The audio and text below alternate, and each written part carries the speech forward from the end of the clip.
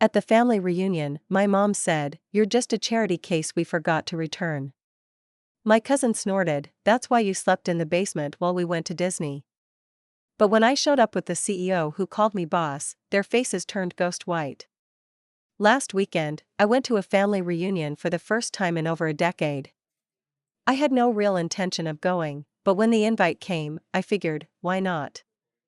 It was supposed to be about reconnecting, healing old wounds. At least, that's what my Aunt Meredith had said. But sitting at the dinner table, it all came rushing back. My mother, who gave me away, muttered, "You're just a charity case we forgot to return," loud enough for half the room to hear. Then my cousin Piper snorted and said, "That's why you slept in the basement while we went to Disney." I didn't say anything right away. I just smiled. Because sitting next to me was Cole, the former CEO of a major tech firm, who casually called me boss in front of everyone.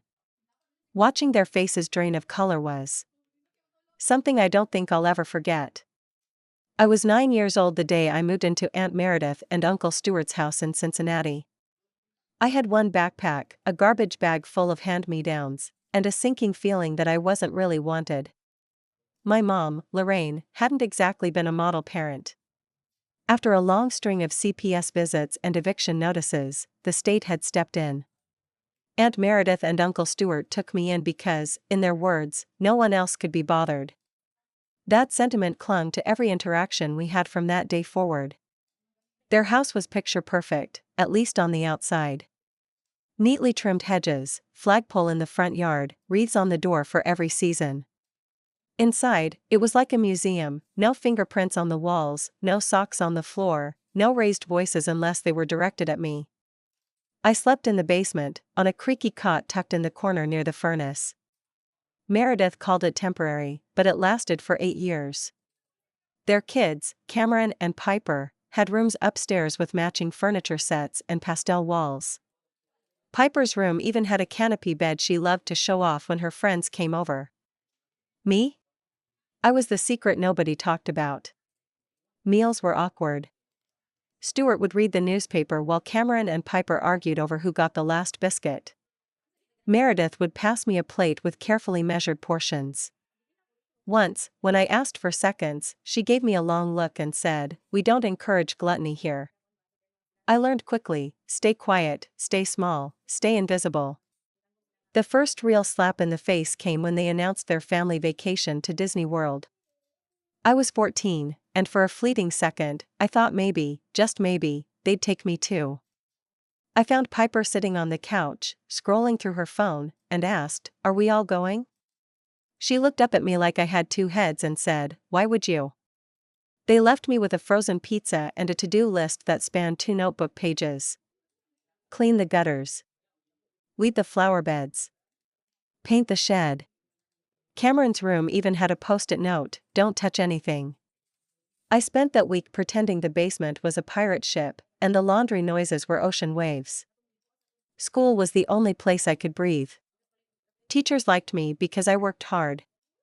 I joined clubs not because I cared about chess or drama, but because they kept me out of the house longer. At 16, I started bussing tables at a diner downtown. Every paycheck went into a jar I hid in the basement ceiling, wedged behind a loose tile. I was saving for college, saving for escape. The day I turned 18, I was already packed.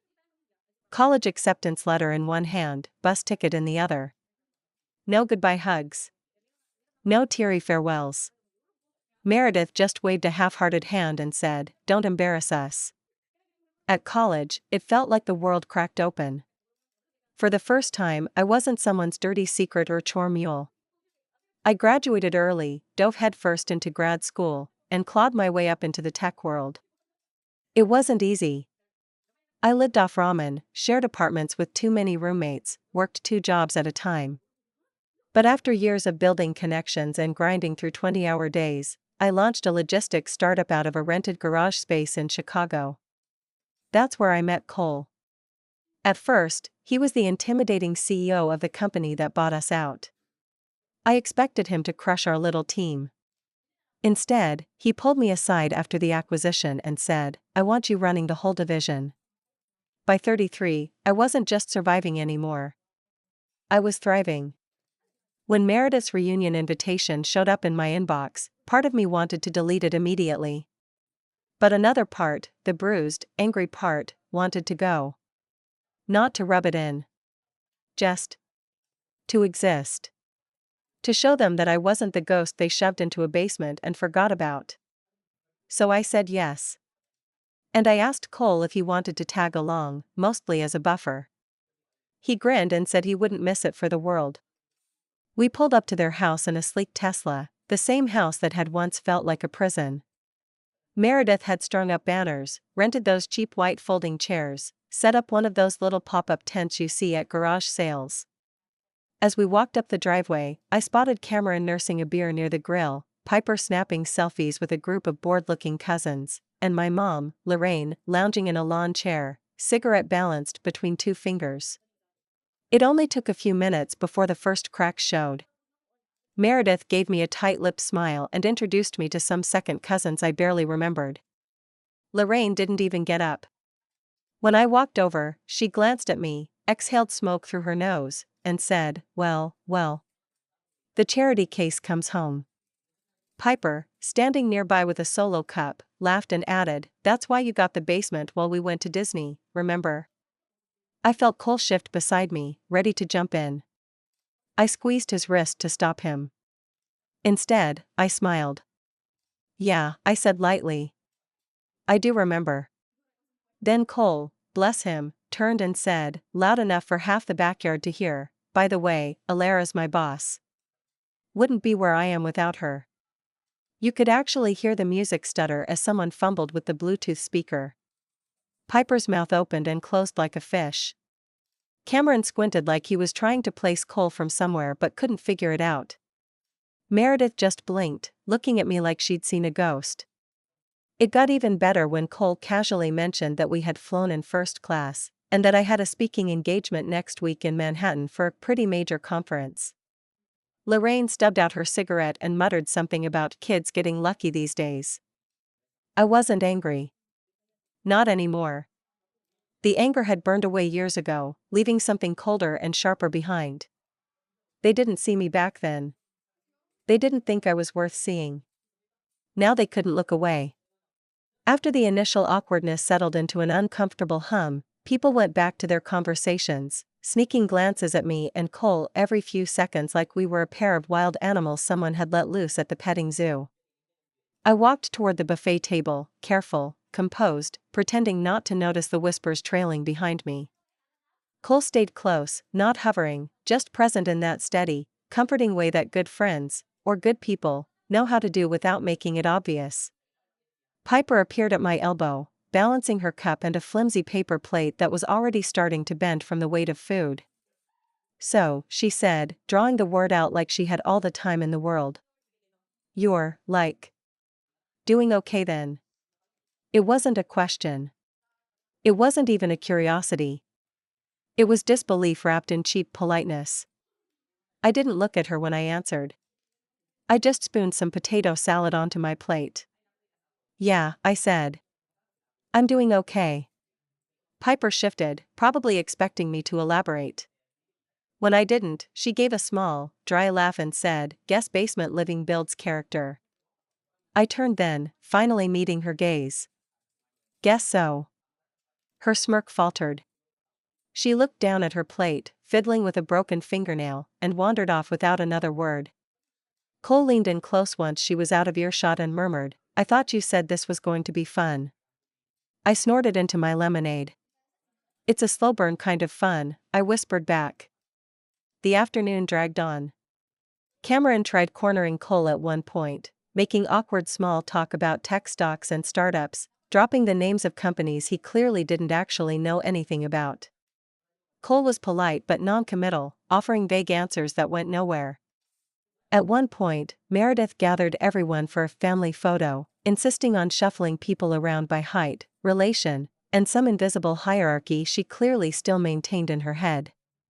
When she called for the kids, meaning Cameron, Piper, and a few younger cousins, she hesitated before taking my name at the end like an afterthought. Alara, you too, honey. Stand next to Piper. Honey. Like we were close. I took my spot at the edge of the group. Piper leaned subtly away from me, like my proximity might stain her. Cameron made a face as the photographer counted down. Click. Flash. In the photo, I could already see it, me standing stiff and separate while the rest leaned into each other, arms thrown casually over shoulders. An afterthought. After the photo, Meredith pulled me aside, her hand light and dry on my forearm. "I'm so proud of you," she said, her voice syrupy sweet. "Really, we always knew you'd land on your feet." I raised an eyebrow. "Did you?" I asked, not bothering to hide the disbelief in my voice. She faltered for half a second, then plastered on a smile so wide it looked painful. "Of course, dear. Family lifts each other up. We supported you, didn't we?" I said nothing, just stared at her until she started to squirm. In the distance, Lorraine was laughing harshly at something someone said. I could smell her cigarette smoke drifting across the lawn. Meredith's smile slipped the tiniest bit. "Listen," she said, lowering her voice. "Lorraine. She wasn't well. You have to understand, we did the best we could. We took you in when no one else would." Her voice trembled slightly, and for a brief, flickering second, I wondered if she believed her own revisionist history. "You didn't take me in," I said quietly. "You tolerated me." Her mouth opened. Closed. Opened again. I walked away before she could find words to fill the space. Cole was waiting near the driveway, sunglasses pushed up on his head, watching the whole thing unfold like it was a poorly written soap opera. "Need a rescue mission?" he asked. "Not yet," I said, forcing a smile. "Let's see how much worse it gets first."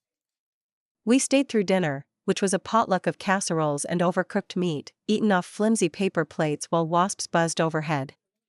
Lorraine got steadily drunker as the evening wore on, slurring her words, knocking over a pitcher of lemonade. No one seemed particularly concerned. At one point, as Cole and I sat at a folding table nibbling at cold chicken, Lorraine stumbled over, plopped into the seat across from me, and fixed me with a bleary stare. "You think you're better now, huh?" she slurred. Cole froze, mid-bite. I kept my voice even. "I think I'm different." Lorraine leaned forward, breath sour with alcohol and regret. "Don't forget where you came from, girl," she hissed. "Don't ever forget."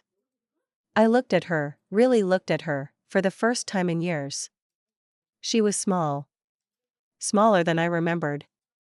A brittle, angry shell of the woman who used to scream at me from across cracked kitchen floors. "I haven't forgotten," I said. "Believe me." She snorted, leaning back so hard her chair almost tipped. "Charity case," she muttered, like a curse. Cole started to rise, but I waved him down. It wasn't worth it. Lorraine fumbled for her cigarette pack, found it empty, and wandered off muttering under her breath. The sky was starting to shift into deep purples and blues. Someone lit a few citronella candles against the mosquitoes. Kids shrieked and ran around with sparklers, their laughter high and clear, cutting through the heavy air. I sat there for a long time, a plate abandoned in front of me, lemonade sweating into a puddle on the table, and just watched. There was a strange kind of peace in it. Watching this parade of broken people spin out their little rituals. Watching the cracks widen in real time. Meredith brought out a cake at some point, store-bought, with a too-sweet frosting, and made a big show of presenting it in honor of family. I clapped politely with everyone else, but the sound felt hollow. When it was finally dark enough, people started packing up, folding chairs clattering, kids whining about bedtime. Meredith cornered me again near the garage, clutching a Tupperware container like it was a peace offering. "I packed you some leftovers," she said, thrusting it into my hands. I stared at it. "Casserole." "Of course." "Thanks," I said flatly, not going to take it. She lingered, searching my face for something. "Maybe we can stay in touch more," she said. "Maybe you could come around more often. Cameron's starting a new job. Piper's thinking about grad school. It'd be nice to have you around. I realized then that she didn't really want me. She wanted the successful, polished version of me she could point to and say, "See? We did a good thing. We're good people." I didn't owe her that. I didn't owe any of them anything. I looked down at the Tupperware, then back at her. "Maybe," I said, knowing full well it was a lie. I turned, feeling the heavy, sticky Ohio night closing around me, and walked toward Cole, who was already unlocking the Tesla, already waiting. As we pulled out of the driveway, I saw Meredith standing under the porch light, the container still clutched to her chest, watching us disappear. Neither of us said anything for a long time. Finally, Cole broke the silence. "You okay?" he asked quietly. I stared out the window, watching the familiar streets blur into the unfamiliar future. "Yeah," I said. "I'm okay." But the truth was more complicated than that. The road stretched ahead of us, wide and mostly empty, broken only by the occasional flicker of a passing street light. Cincinnati at night wasn't loud like Chicago or buzzing like New York. It just existed. Quiet. Heavy. Like it was holding its breath. Cole drove with one hand on the wheel, the other resting loosely in his lap. He didn't push for conversation, and I was grateful. The silence between us wasn't awkward. It was safe. I leaned my forehead against the cool glass of the passenger window, watching the houses and stores blur past, all stitched together by the hum of the tires against the asphalt. My mind kept flickering back to the backyard, the heavy smell of citronella, the sagging folding chairs, the way Piper's eyes kept darting toward me like she wanted to say something but couldn't figure out how to start. I wasn't sure what I would have done if she had. I wasn't sure what I wanted anymore. Maybe part of me had come back to hear an apology. Maybe some raw, crap part had hoped they would finally say the words I used to dream about hearing as a kid. "We were wrong. We're sorry. We love you." But even thinking it now felt ridiculous. Laughable. They didn't apologize. They didn't even see the need. They wanted to skip right to the part where we smiled and posed for Christmas cards, where I came back for holidays and sent pictures of my hypothetical kids someday, fulfilling some story they told themselves to sleep better at night. The version of me that had stayed in the basement, head bowed, silent, grateful for scraps, that version didn't exist anymore. A sharp vibration startled me out of my thoughts. My phone buzzed in the cup holder, screen lighting up with a name I hadn't seen in a long time. Piper. I stared at it until the screen went dark again. Cole glanced at me but didn't say anything. A few seconds later, another buzz. A text this time. "Can we talk? Before you leave?" I let the phone sit there, the message staring up at me like an accusation. Did I owe her a conversation? After everything? I didn't know. I didn't know anything anymore. We drove on. Eventually, Cole pulled into the parking lot of the hotel where we were staying. A big glass building on the edge of downtown, sterile and expensive enough to feel like it belonged to a different city altogether. I grabbed my bag from the back seat, slung it over my shoulder, and followed him inside without a word. The lobby was empty except for the night clerk scrolling through her phone behind the desk.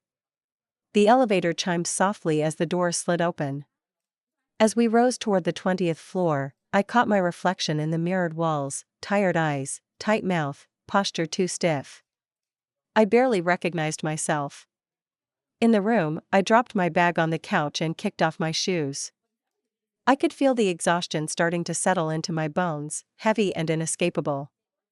Cole shrugged out of his jacket and tossed it onto a chair. "You're not sleeping tonight, are you?" he said, not unkindly. I shook my head. "Didn't think so," he said. "Want me to stay or go?" I thought about it for a long moment. "Stay," I said finally, my voice rough around the edges. He nodded once, like he'd already expected that answer, and sat down on the couch, flipping on the TV to some muted late-night talk show neither of us really watched. We sat there for a long time, the low flicker of the TV casting strange shadows across the carpet.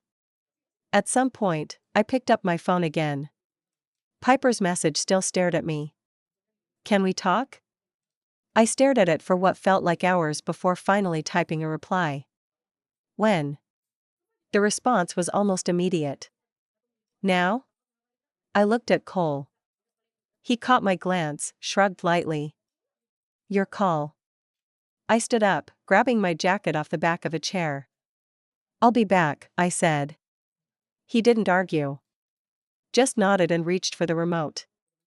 The air outside was cold for late summer, the kind of chill that sneaks in when you aren't paying attention. I zipped my jacket halfway and slid into the rental car, starting the engine with a shaky hand. Piper had sent me an address, a coffee shop still open 24/7 a few blocks away. I parked across the street, staring at the sign glowing weakly against the dark sky. For a second, I almost turned the car around. Almost left. But something deeper than anger, older than bitterness, kept me rooted. I went inside. The place smelled like burnt espresso and cleaning solution. There were only two people there besides the barista, a college kid hunched over a laptop and a man in a rumpled suit talking quietly into his phone. And Piper. She was sitting at a table by the window, picking at the label of a water bottle. She looked up when I walked in, her face pale and pinched, eyes shadowed.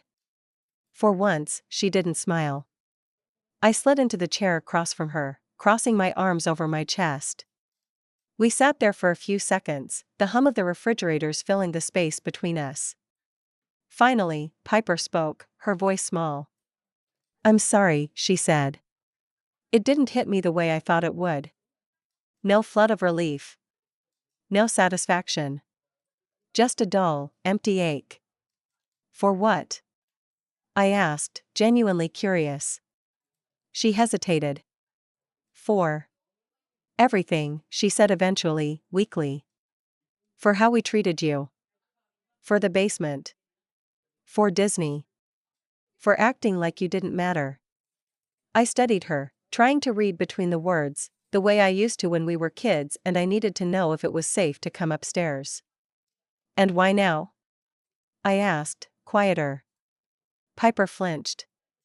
Because, she said. Because I saw you tonight, and you're not like us.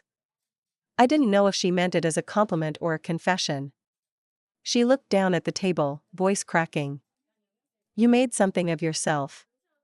You didn't stay stuck here like the rest of us. For a split second, she looked like the little girl she used to be, the one who stole my diary and laughed about it with her friends, who told me in the dark that I'd never really belong. I was jealous, she said, almost whispering. I still am. I leaned back in my chair, feeling tired in a way that had nothing to do with sleep. I didn't want you to be jealous, I said. I just wanted to be seen. She nodded, swallowing hard. I see you now, she said. I didn't know if it was enough. I didn't know if it would ever be enough.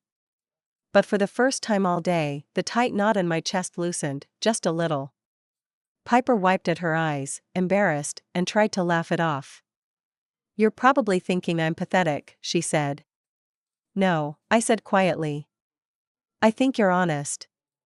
She smiled then, small, real, tired. It wasn't forgiveness.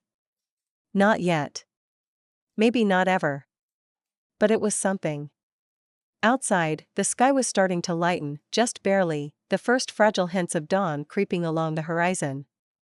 And for the first time in a long time, I didn't feel like I was trapped in the basement anymore.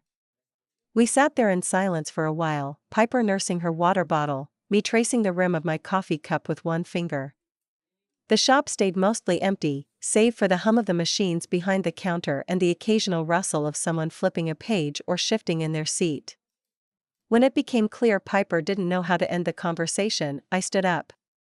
She followed suit immediately, as if afraid I might disappear without another word. I'm flying out tonight, I said. Piper nodded quickly, too quickly. Yeah, of course. Just. Thanks for coming. I gave her a small nod, civil, neutral, and walked out into the gray Cincinnati dawn without looking back. Cole was already awake when I got back to the hotel. He was sitting at the tiny table by the window, laptop open, glasses perched low on his nose, typing away with an untouched cup of coffee at his elbow. He looked up when I entered, scanning my face with an expression that wasn't quite worrying but wasn't far from it. "You good?" he asked. I shrugged out of my jacket, kicking it toward the couch. "I will be," I said. He nodded and closed the laptop, standing up and stretching. "Ready to wrap this up?" "Yeah," I said. "Let's finish it." Our flight wasn't until late evening, which gave us time to tie up a few loose ends. And I had one more thing I needed to do. We packed quickly, checked out of the hotel, and headed to a small bakery downtown where Cole had a connection. He knew the owner from some mutual tech-adjacent project, and she was more than happy to let us use the space for an hour. Cole watched with amusement as I arranged everything: gift baskets, cards, even a few framed photos. It was all so neatly wrapped, so professionally done, it could have passed for a corporate appreciation event. When it was ready, I called a delivery service. "Are you sure about this?" Cole asked, a teasing smile playing at the corner of his mouth. "Absolutely," I said, feeling lighter than I had in years. We loaded everything into the courier van, a gift basket for Meredith, filled with a thank you card for her temporary hospitality and a glossy photo of me speaking at a Fortune 500 conference, inscribed, "Thanks for believing in me so much that you needed to keep me invisible." A smaller basket for Stuart, packed with a framed certificate showing a donation I made in his name to a national logistics scholarship program, something I'd created to help kids like me who didn't get basements or frozen pizzas. A single cupcake in a plastic clamshell for Piper, with a card that simply said, "Success is sweet. Hope you find yours someday." And for Lorraine, a manila envelope containing a check, small, not enough to be life-changing, but enough to sting, that bore the memo line, "Repayment for all the love and support you didn't give me." Plus a printout of my latest Forbes profile article, neatly paperclipped to it. No threats. No cruel words. Just the truth. Neatly, politely, unmistakably delivered. As the courier pulled away, Cole clapped me on the shoulder. "You're a better person than I am," he said, grinning. "I would have just bought the house out from under them." I laughed, really laughed, for the first time since setting foot in Ohio. "I thought about it," I said. We spent the rest of the day wandering around downtown, grabbing pastries from street vendors, ducking into bookstores, losing track of time until it was finally time to head to the airport. As we sat in the departure lounge, watching the slow shuffle of exhausted travelers, my phone buzzed again. A series of messages came in, rapid fire. From Meredith, "Ilara, we need to talk. Please." From Stuart, "I don't understand why you would humiliate us like this." From Piper, "Was the cupcake really necessary?" And from Lorraine, "You think money makes you better than us? You'll always be trash, girl." I stared at the screen for a long time, feeling nothing but a hollow, distant kind of amusement. I slid the phone into my pocket without answering. They still didn't get it. It was never about the money. It was about being seen. It was about making sure they knew I wasn't the broken little girl in the basement anymore. Our flight was called. Cole stood and stretched, grabbing his carry-on. I followed, feeling lighter than I had in years. As the plane took off, I looked down at the patchwork of Ohio disappearing beneath us: tiny houses, winding roads, familiar places growing smaller and smaller until they blurred into nothing. I didn't feel triumphant. I didn't feel vindictive. I just felt free. And sometimes, that's the best kind of revenge there is.